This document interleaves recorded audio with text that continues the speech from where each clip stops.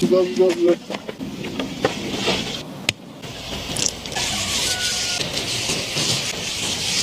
Kaçıyor.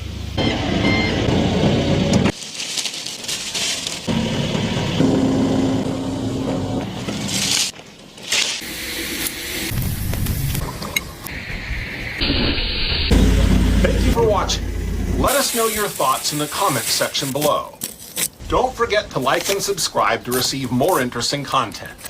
Until next time, stay adventurous. Wishing you a wonderful and fun day. What's it gonna have?